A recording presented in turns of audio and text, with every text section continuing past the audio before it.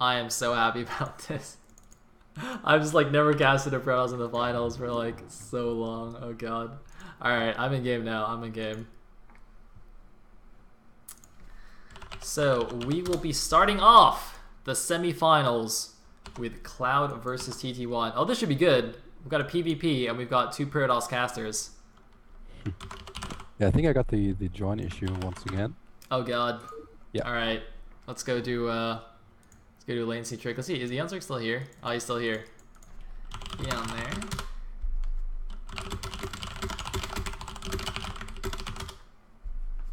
Oh, he might be watching the stream, which will be on a slight delay.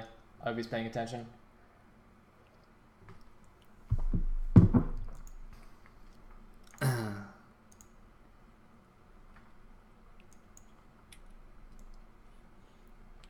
No. Alright, let's see if there's a random game we can just join. Alright, go join the Python 2v2 game. Oh no, it might be full now. No, I was the fourth player. Okay, never mind. Let's just like wait for someone to host first. Someone host for us, please. What if I host a random game? Oh yeah, you can. Yeah, that'll probably work. Yeah. Okay. Okay, I'm just gonna use your thing. Yeah. Your name and password. Okay. Oh, okay, sweet. Well, I did not know why I didn't think of that. It's like the obvious solution. Well done. See, this is why you're the pro player and I'm not. I'm just the caster who has no idea what's going on. See if it works now. Oh yeah, by the way, guys watching the stream who are smarty pants, just because I have 3 replays doesn't mean there's actually 3 games, because all the smart organizers obviously put anti-spoiler replays there, so the casters don't know how many games there are. So I basically have 3 games. I have 3 replays for like every series, even if it's only 2 games. So, with that said, game number 1 is apparently going to be on Python, and I assume once again it will be loser picks. So here we go, game number 1, the first match of the semifinals, Cloud versus TT1. And I believe this is the first PvP I've casted in the tournament. Yesterday I don't think we actually did any mirror matchups, so yeah, good stuff. Yeah, I don't think I saw any on stream either. Okay. Alright. Close air spawns. Ooh, that could make things very interesting from the get-go here. Looks like Cloud is going to be the white Protoss on the at the 3 o'clock position, with TT1 then obviously the yellow Protoss here at the 12. And I am very excited to see how this plays out. I do like PvP quite a bit. I'm somewhat of a PvP specialist, although as a B- max player I don't really know how much of a specialist I could be. But yeah, I basically have like 80% win rate PvP and like 30% win rate both the other matchups. It's like, Wait, yeah. so you're probably even above B- with your PvP then. Possibly. Yeah, I think I'm also kind of a PvP specialist right now, because for the German King of the Hill I prepared like only PvP. Oh, Nice. Played like 30 games or so. So definitely an expert on that matchup by now again. Yeah. I don't know. I also feel like, at least for me, I find it the easiest to learn in a mirror matchup, because very straightforward. yeah, and like you know, obviously aside from the obvious thing where you know all the units are the same and stuff, it's just like I find it really nice that if I face any strategy that I don't understand how to beat, the easiest thing to do is just for me to do the strategy. And it's like when I lose, like, okay, how did I lose? You know, and you can't really do that if you're playing like PvZ.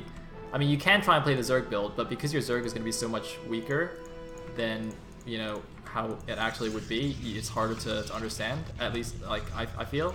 Whereas for mirror matchups, it's just like, you know, there's any strategy I don't know how to beat, I just do it myself, and it's like, oh, okay, now I understand it. Anyway, looks like, oh, we got a 2-gate in action from TT1. Now I believe TT1 beat Mana in the group stage. He was the only player who was able to beat Mana then, so hopefully he shows us some interesting PvP here.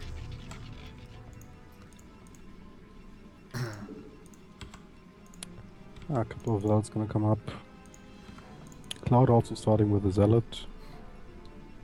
Probably, second zealot then a core. Yeah. Oh, no, wait. Okay, zealot core.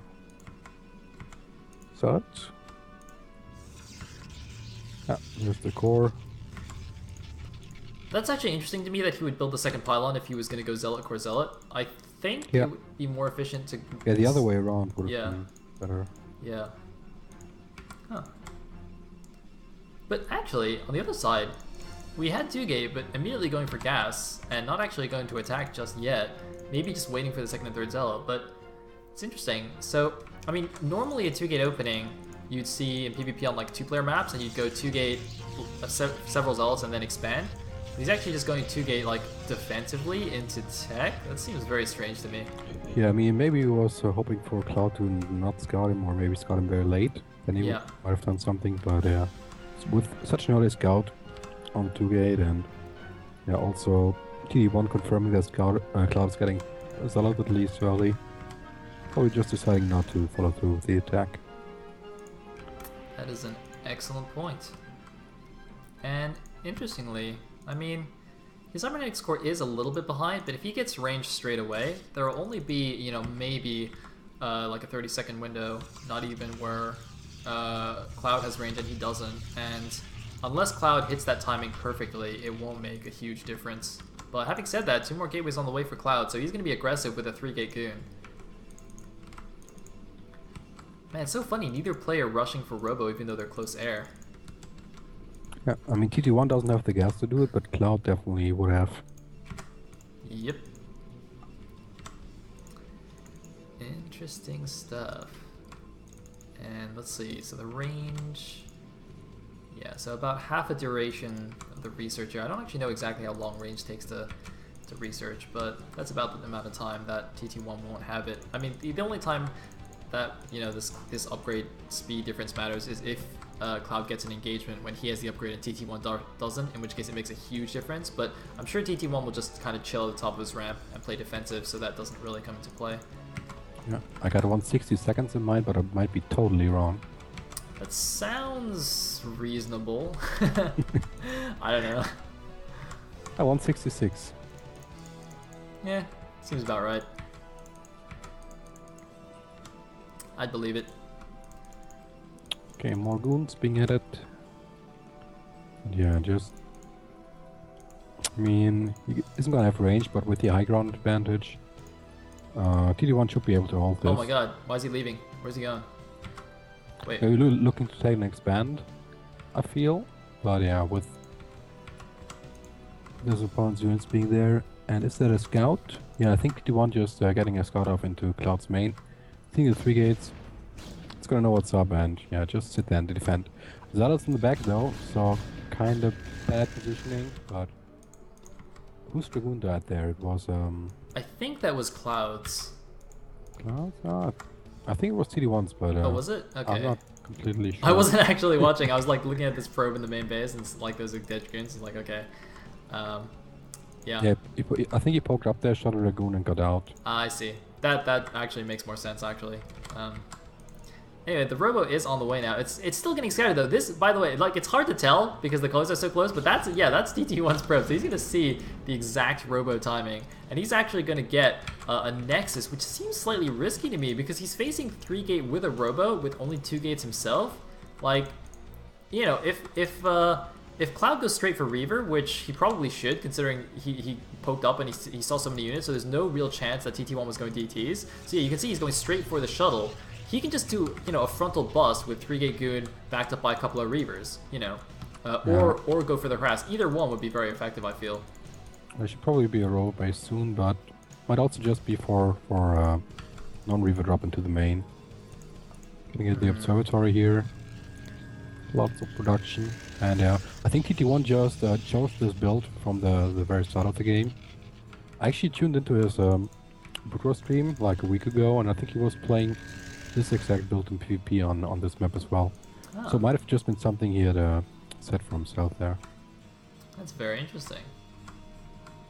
Yeah, Robo support bay just finishing, so Reaver gonna be built after the first observer, and yeah, probably gonna try to look and punish that expansion by TT1. I mean, Cloud sending a prop down towards his natural, but if the observer spots the the expansion by TT1.